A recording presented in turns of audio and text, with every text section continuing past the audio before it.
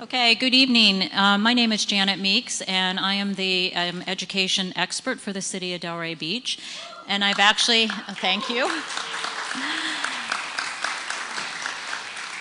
Thank you very much. And today on our agenda, I would like to give you a brief overview of the history of why Delray Beach has been so involved with education, what the Education Board's mission and vision is, some of our accomplishments, and some of the items that the Education Board would like you to consider from 2017 and beyond. Okay, so to go back into history, the city of Delray Beach has had a long history with education, and it really started back in the 1990s when we had developers of single-family home developments come into the city and say they can't sell their sites based on the condition of our schools. And at that time, the city agreed to work with Palm Beach County School District to create a program called Sharing for Excellence in Schools. And out of that program, there was, most of that program was bricks and mortars type of programming pieces. And we actually got most of those pieces completed by the end of 1990 in that first decade. The board advocates also for their fair share of funding and programming. We've also created strong partnerships with the school district. And the city over the past decade or two has spent a better part of $10 million in their partnering with the school with programs, resources, and that's hard dollars. And then just recently in the past 5 or 6 years through our campaign for grade level reading, we estimated that we brought in almost $5 million of resources to benefit our children. And the other part of what this Sharing for Excellence program did for us was to create a permanent education advisory board. And I'd like to just take a minute to recognize my board members that are here tonight, if you might want to wave. Give them a big round of hands because they are the folks. These are the folks that work tirelessly, volunteer their time to put together all the great education programs that we have in the city of Delray Beach. Okay, so the Education Board's mission, a vision statement, is a community committed to promoting quality education through lifelong learning. And our mission is the Delray Beach Education Board advocates for quality education and fosters partnerships between Delray Beach schools and the community. And that's pretty much what we do.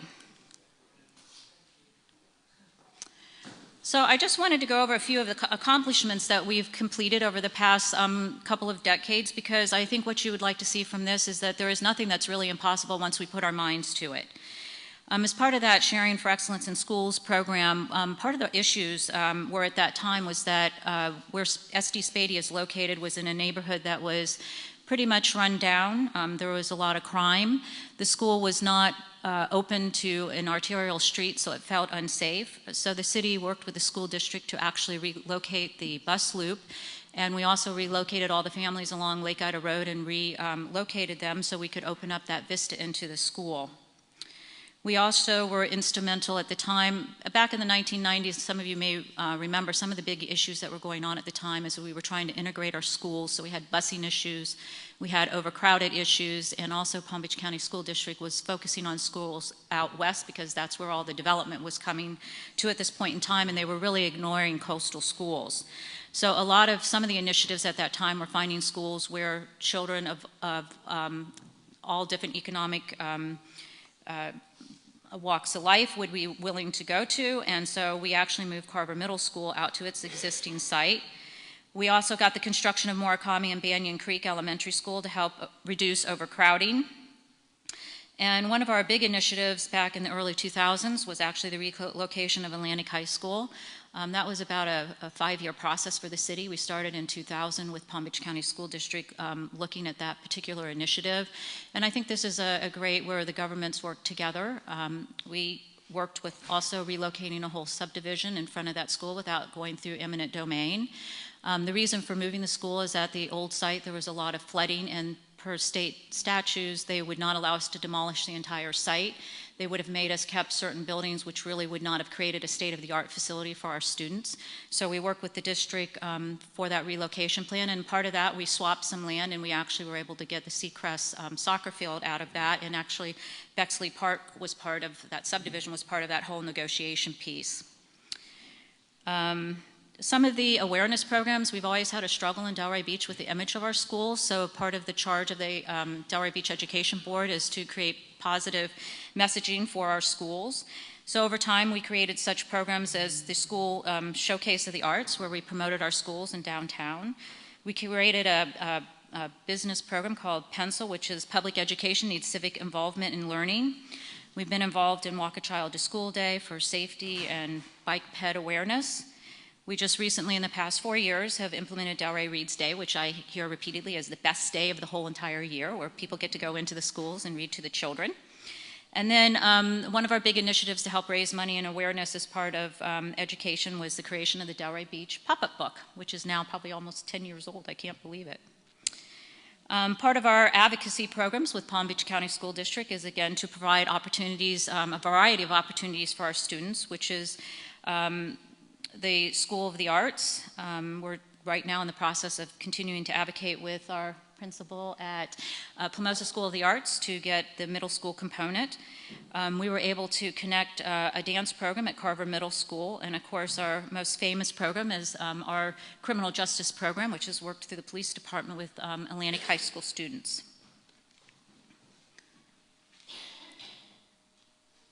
Some of the other programs that we worked on, we also have a very close connection with career development. We have an Eagle's Nest Academy, which is where we have a student design and student built house. We're now on our third initiative. This particular project has won national awards with our partnership with the school district. The Education Board also does a lot of grant writing for our schools. We do a summer book distribution with the Delray Beach Public Library that has brought in over close to $100,000 over the past 3 years. We do Target grants. AmTrust Bank has also been a big supporter of ours for Delray Reads Day, and the Elks Club and many other of you that probably sit into this room. We've also been the Business Partner of the Year with Palm Beach County School District. That's occurred about 4 times in the past decade. And the Delray Beach has been highlighted at national conventions for our best practice involving education, which includes our Permanent Education Advisory Board. We were the first in Delray, and almost everybody else in Palm Beach County wanted to model against us, and then also having a paid position of education coordinator to keep that advocacy going on a regular basis.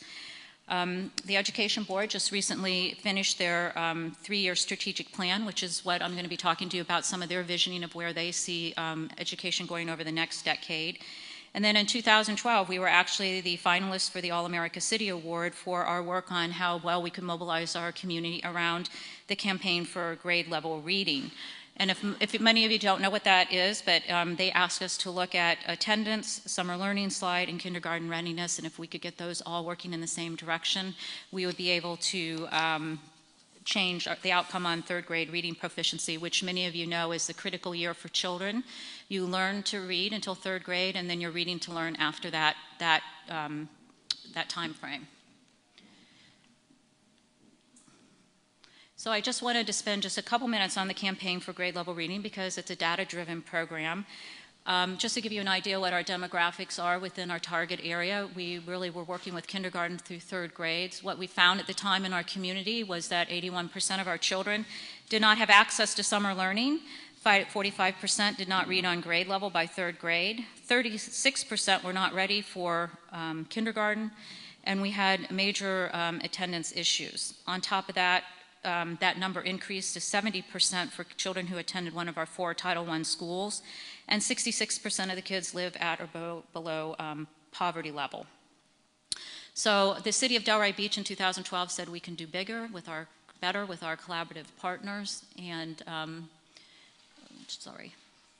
So I just wanted to show you what some of our results were on this. With the chronic absenteeism piece, we noted that we had 226 kids that were missing 8% or 18 days or more of school. That is 1 whole month of school. I mean, that's a lot. So you can imagine kids don't learn if they're not there. And there's a fallacy with the parents thinking, well, if I miss a day here and in a couple weeks I miss another day, it's not going to be that bad. But when you add it up over a whole year, it definitely makes a difference.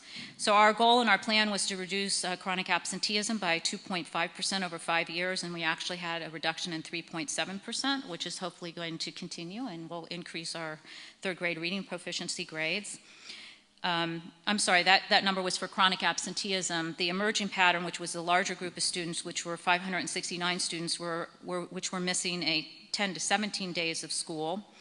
Our goal and our plan was to reduce that number by 6.5%, and our result is actually 8.2% reduction over 5 years. And again, this was a community-driven plan, which we went out to our schools to talk to our principals about what they could do to help, how we as a community could help our children do better in school by showing up every day.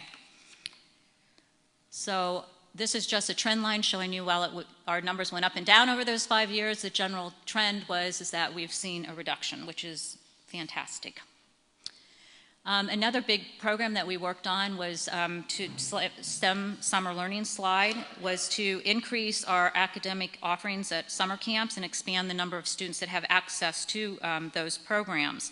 We worked closely with Palm Beach County School District to implement a program called Journeys, and Journeys is a vetted summer literacy and arts infused program pieces that was given to 2 hours a day, 4 days a week, and for 8 weeks over the summer. We are the only municipality that has a memorandum of understanding to share data with Palm Beach County School District, and that's very important, so we can disaggregate our data to show what our students are doing. It's really not great for us to lump our children in the same statistics as Palm Beach County as a whole, because that's not telling us the true numbers. So what we did is the first year when we implemented the program, we only had 60 students, and we knew something was going great, but the district couldn't measure our results because we had too few students. So over these past 4 years, we've actually expanded that program by aligning and scaling up using that program with 8 summer camps with almost 1,000 students participating, and we actually saw learning gains this year, which is really phenomenal. The summer program really is only to stem summer learning loss. So, and again, I'm just showing you this chart to show you what our numbers were, which are pretty phenomenal. And we can thank all of our nonprofit partners, particularly the Achievement Center, who has a big slug of our children that have been able to move those numbers for us. One of our other strategies was, it was that when you have a lot of low-income students they don't have access to books. So Delray Reads Day was part of our strategy to get books into children's hands, and we provide through our generous donations from folks in the community.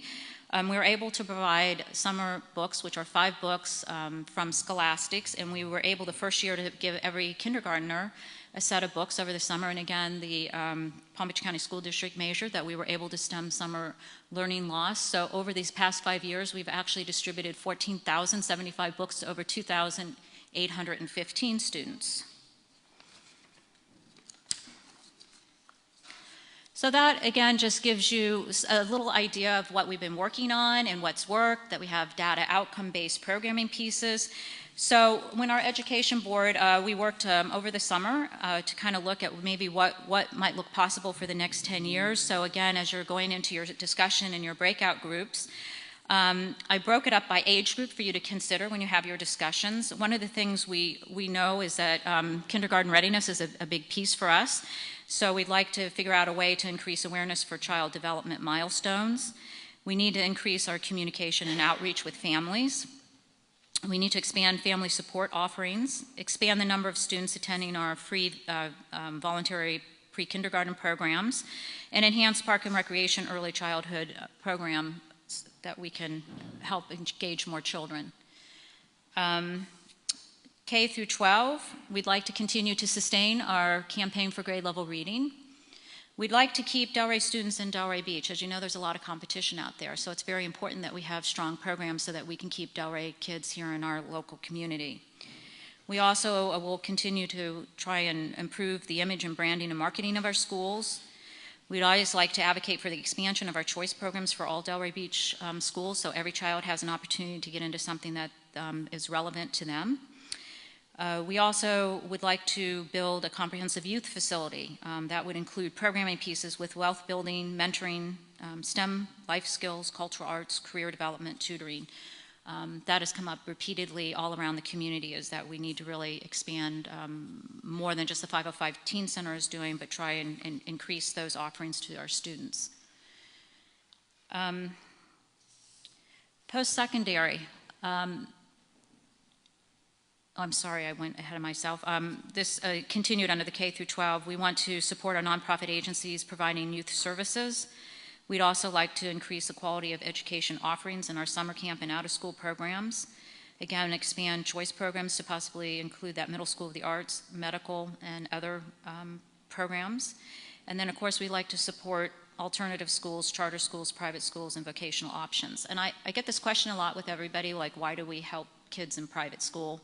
I think the answer is pretty clear there, that every child lives in our community, deserves our attention, and every child is at risk for something. So we have been always very generous in the city of Delray Beach not to only look at the children that are in the public school system, but also in private schools. And then lastly, looking, I was asked to look long-term for lifelong learning. We would love to keep supporting the adult education facility to be located in Delray Beach. As you know, we just had a bond issue approved by Palm Beach County School District, and we'll be looking at that with Delray Full Service Center. Again, thinking out of the box, like where is the best location for that? Is it in Delray on the old site, or maybe is there a possibility for moving that facility along the West Atlantic Corridor where we might be able to attract Tri-City folk from Boca and Boynton, because they would be able to come through Tri-Rail and then come on our trolley to get to that educational facility. We definitely need to increase our partnerships with the local universities and colleges in the area. We'd like to support lifelong learning programs. We know we have some limited stuff going on at the library, but I think all of us as we age would like to have that opportunity, as we hear in Asheville, North Carolina, about their opportunities for people to continue their learning. We definitely would like to develop mentoring programs with the business community, increase our community engagement in schools, provide programming for young professionals and seniors, and develop policy to create an intergenerational program. So those are the items that we'd like you to consider as you're breaking out into your groups, and I thank you very much for your time.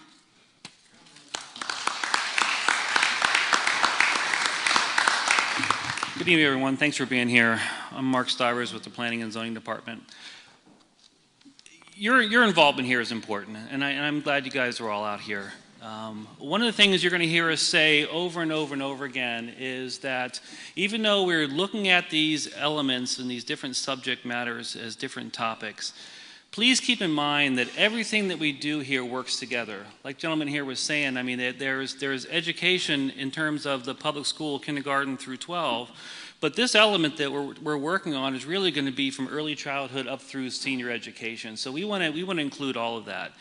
And we know that education affects our ability to attract jobs, and our ability to attract jobs is influenced by our housing, and housing is impacted by our parks and rec and open space. So everything that we do here really does work together.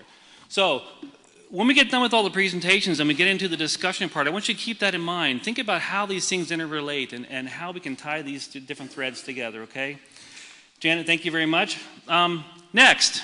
Speaking of economic development, I want to bring Joan Goodrich up. She is our more than just an expert on economic development, and she's going to walk us through. Thank you.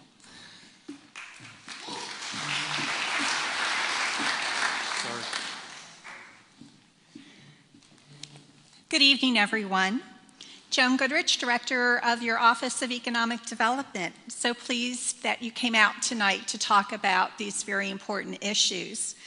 Chairman Schmidt had said keep it to 2 minutes, so I'm going to do just a hand gesture. If you can raise your hand if you are employed, have been employed, or employ people. Can you all raise your hand? If you're employed, have been employed, or employ people. Great. Y'all are part of our local economy, and I probably don't need to teach you anything from an economic development point of view. So that's good. So we're all part of the economy.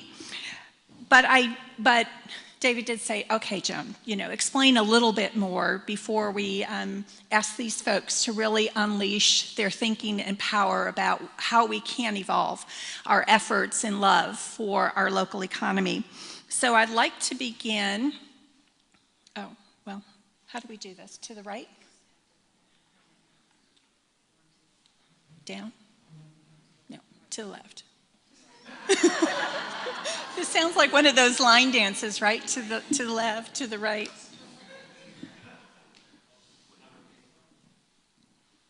I'm sorry, I am technology challenged. Okay. I'm often asked the definition of economic development, so this is what the International Economic Development Council says. It's a process that influences the growth and restructuring of an economy to enhance the economic well-being of a community.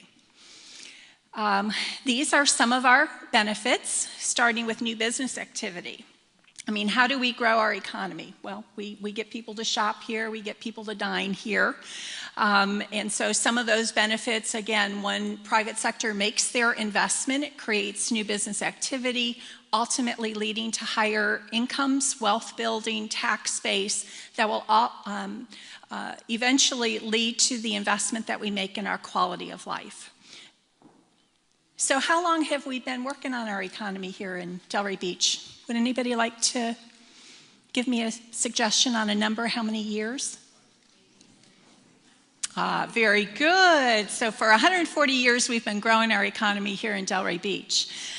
So this is a timeline. We started in agricultural, and as you would expect for most of the coastal towns here in Florida, we evolved into tourism and real estate. I think one of the key decades for Delray Beach is when we became an artist and writers colony. Really gave us that special uniqueness that we continue to build upon today. Also, I think the investment that our community made in the 90s around what was our decade of Renaissance, right, made a very important contribution to the economy that we continue to enjoy today. And then ultimately today, we've declared our love for small business entrepreneurship, and I think there's some great, cool new work that we can do together as we move forward. This is our current economic profile. Top industries: healthcare, social assistance, accommodations, food service, our retail trade, finance, insurance, professional services. Other actually is some of our neighborhood services: salons, nail spas, barbers. And then you can see the rest for our profile. 93% of our businesses are small business, and we use the Palm Beach County definition for small business, which is those that employ less than 30. Our average firm size, though, in Delray Beach is 10 or less employees, and with an average wage of $42,000 and change. Palm Beach County's average wage, though, is $49,000 and change. Who cares for the economy 24/7, 365 days a year? We are really privileged here in Delray Beach that we've got a team of more than 24 that day in and day out do the work, love upon our businesses. Can I ask the economic development family and the representatives from these firms, organizations to please stand? Karen, Laura, Kristen, etc. Thank you. You know, again, this is the team that every day is working on our businesses. And here's some of our faces of our businesses, thanks to the beautiful photography work of our DDA partners. We can flip through those. So these are the private sector businesses that are investing in our economy and are bringing the vibrancy and character that makes us uniquely Delray Beach. I think one more. Okay. So Mark and the team from Planning, Zoning, Building asked me, okay, Joan, can you do a heat map? So I didn't do this, but I did a great job in copying and pasting, didn't I? So primarily you could see, though, where our businesses are clustered. You know, along Atlantic Avenue in the center of the map, up and down our Federals. So you can see the center yellow line is our I-95. So you can see where our businesses are clustered east of I-95 and those that are located west of I-95. So what have we been focused on in the past couple of decades? So here's kind of the laundry list. Thanks to our partners at the CRA, we've been working really hard on redevelopment and revitalization and all that goes along with that. So a lot of the, how do we call that? The hardscape, what's the other planning term, Mark? I'm looking at you. The built environment, right? So the CRA is our partner who takes the lead on that for us. Of course, then our partners at the Downtown Development Authority, Laura and family, do an extraordinary job with their board to love on everything downtown, so everything east of I-95. And so our downtown is what, a 30, 40-year overnight success? Probably longer, right? 45 years. So again, this is not work that is seen immediately. Again, our partners at the DBMC, do we have anybody, Stephanie? Oh, they're resting, they're sleeping, the tree is down.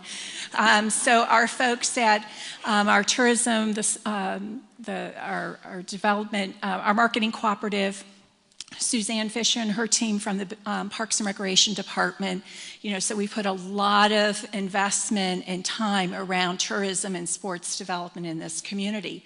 And why is that important? Because again, that brings more shoppers and customers, that creates that business activity for our businesses to thrive.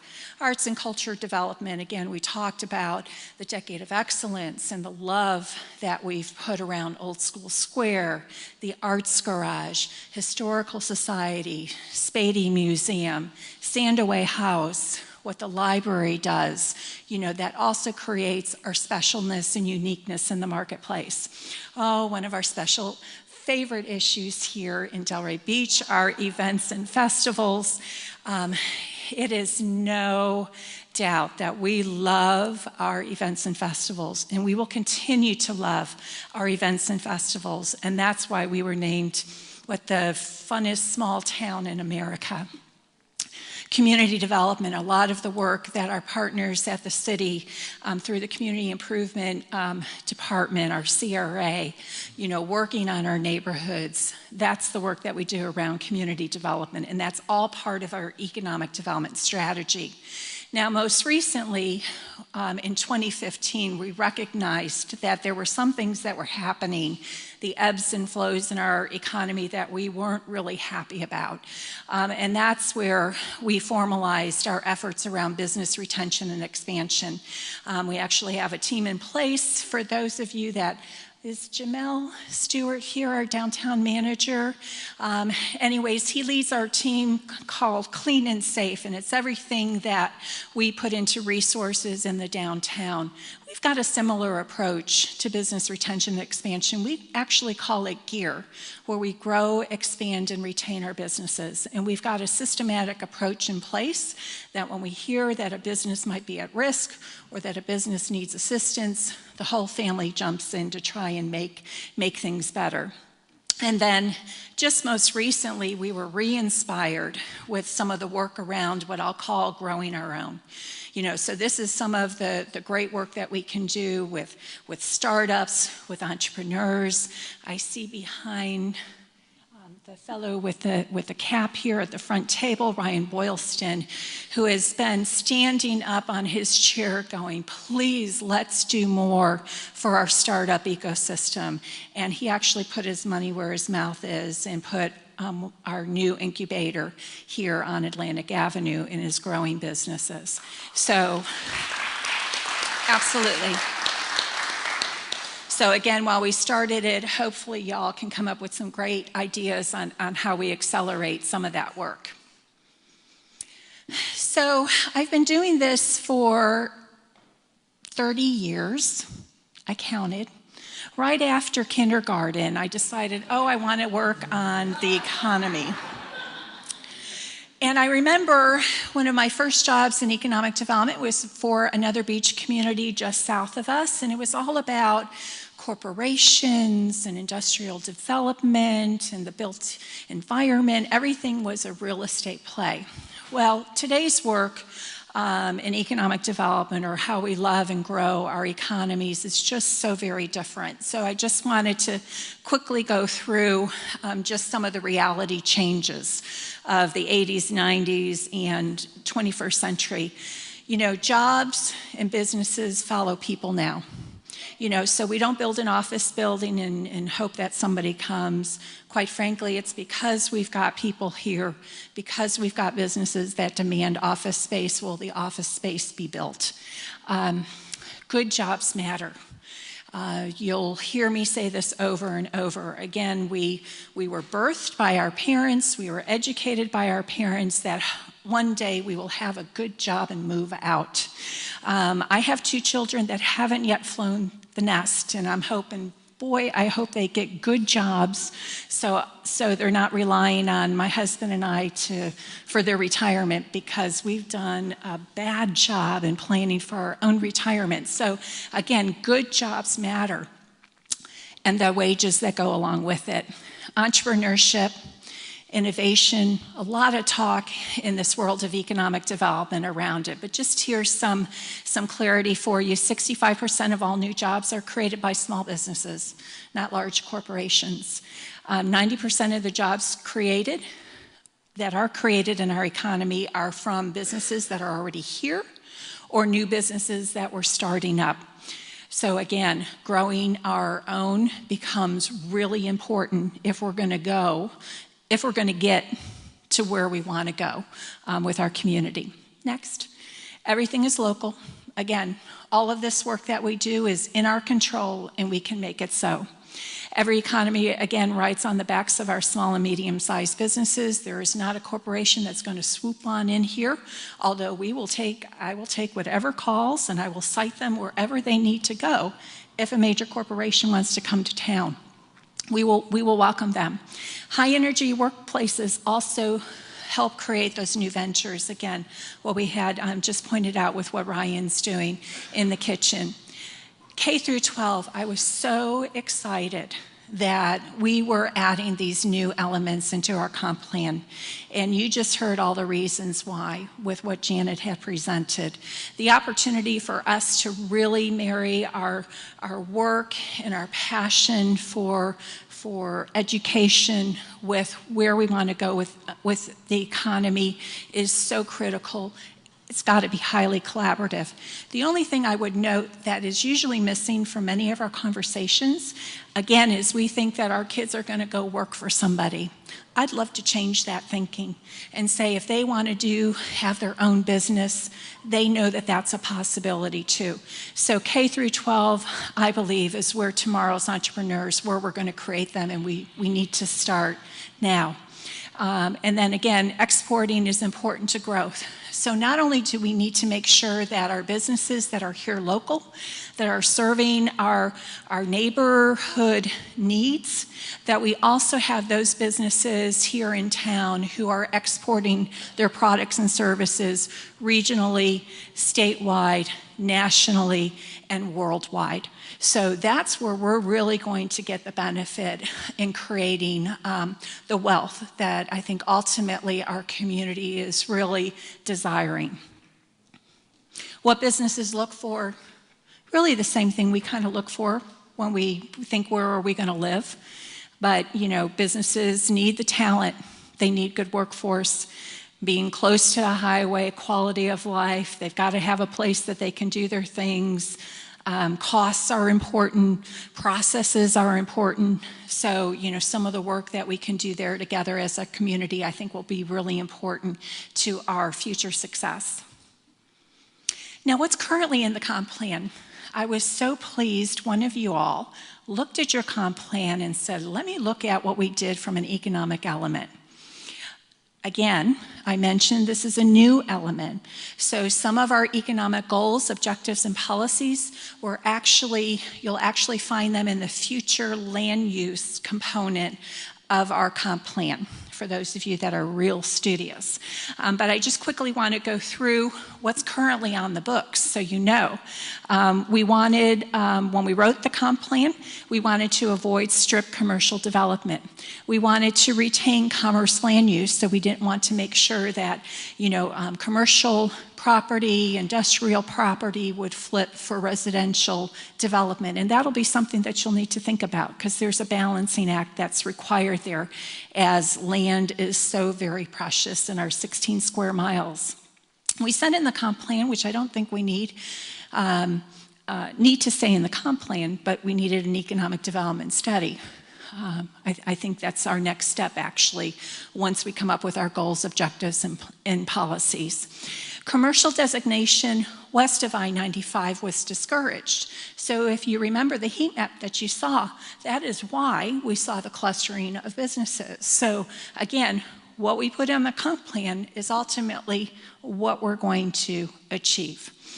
Regional public facilities supported by economic development, economic community benefits was important, and I believe I was told this was some of the conversation at the time, county looking to put certain services in our community, and we were pushing back a little bit saying, hey, if it's not going to bring tax base, if it's not going to provide jobs, be an employment center, we didn't want to be the place where county services where nobody else wanted them would be put. Class A offices on Congress Avenue. Hopefully most of you have heard about the extraordinary work our Congress Avenue Task Force has done. They've done some marvelous work on what a potential new vision for Congress Avenue can be. Again, more policies and objectives around Congress Avenue and Four Corners, which is another wonderful place in town that we can do some great work together. And Four Corners is at Military Trail and Atlantic Avenue. Marketing plan for Congress Avenue, controlling land use for auto-related uses was in our comp plan, and this has really driven some of the behavior of our automobile industry. As you all may know, we are a hub for auto-related activities and for this industry. But we put some protections in the comp plan that drove where those auto-related industries were going to go. I'm so sorry. I know that's corny. We also, in the comp plan, said the former Office Depot site was something that we wanted to work on, so we made that a regional activity center. Culture and arts, we already talked about again, but because it's in the comp plan, we continue to align resources, time and attention and leadership to it.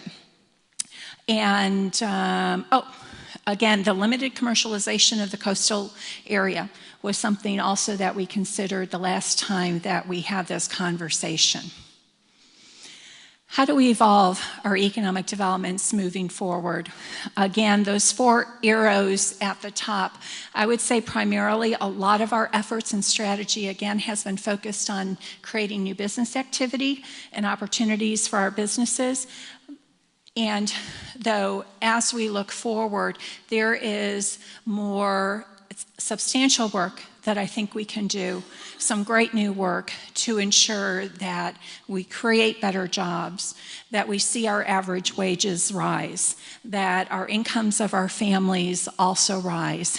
And there's enormous benefit to that because it provides a stronger tax base for us so we can do a better job in raising our quality of life and also ultimately in the wealth building. And not wealth building for just a few of us, but wealth building and prosperity for all.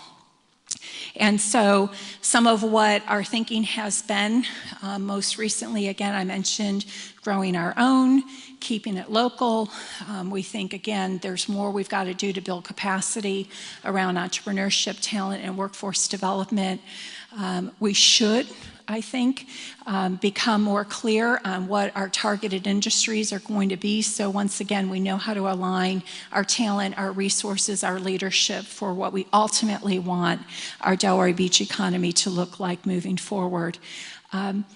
Tourism and retail development, again, we are not going to stop being a destination, but what are the next steps that we can take to grow that destination in such a way, once again, that it brings higher incomes, a stronger tax base, and ultimately wealth and prosperity for all.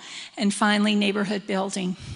We've done some great work recently in looking at some of our neighborhoods, rebranding.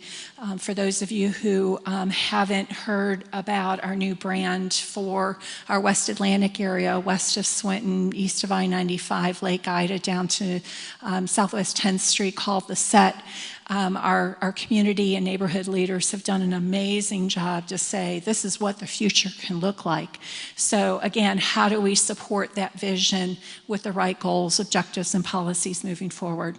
And then corridor planning, again, just supporting some of that. So finally, here's my plug. Again, everything is, one of the people that said to me when I came into the community 2.5 years ago, they said, "Joan, everything is economic development." And I thought, oh, that is music to my ears, because I think so too. So again, how the comp plan elements that are focused on our built environment marry with those elements in our comp plan that are people-centric.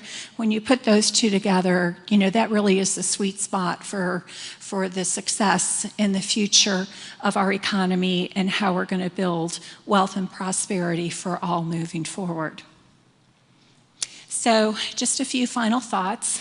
Again, top-line growth doesn't ensure bottom-line prosperity. So again, nobody's going to rush in, give us good jobs. We've got to create them ourselves. We've got to support those businesses, the private sector, who want to make an investment in our community. And everyone in the world wants a good job. No family member wants to work 2 or 3 jobs in order to keep a roof over their head or their children in school and college, etc. So I know that's what drives me every day, is the passion for this work, the opportunity to ensure that everyone in our community who wants to work has a place to work. And if they don't want to work for somebody else and they want to be the creators of those jobs, that we support them also. So again, thank you for your time and attention, and I look forward to your ideas.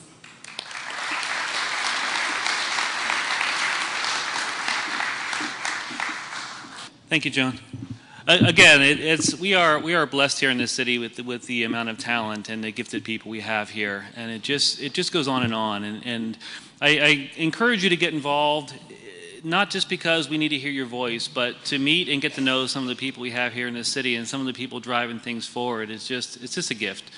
All right, one last section, and that really is an element that looks at how we tie ourselves to the bigger region.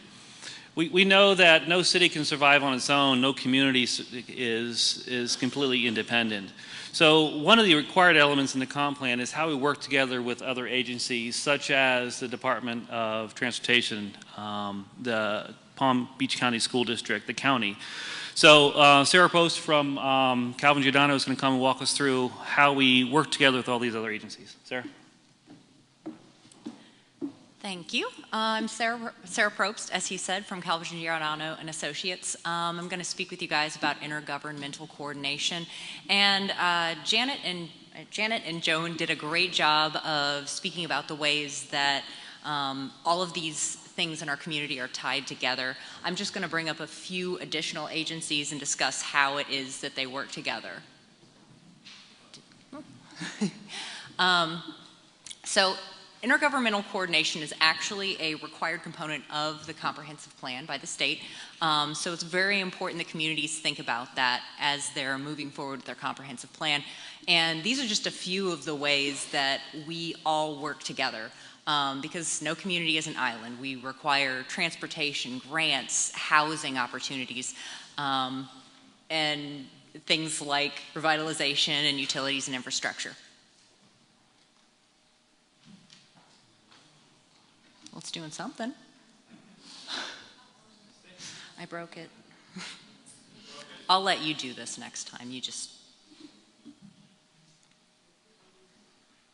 Okay, so one of the main ways that we work with other organizations is through transportation, and these are a list of few of the organizations that we work with, and Mark is going to play a short video about the Metropolitan Planning Organization, which plays a huge factor in how the communities interconnect with highways and high-speed rail, and the video explains a lot of it. Yep. worked earlier.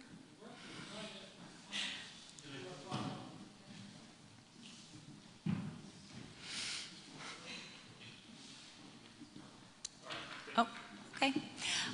Well, basically, the MPO takes funds and works with all the communities in the area and figures out the best ways for funds to meet the needs of the surrounding communities with buses and airports and roadways.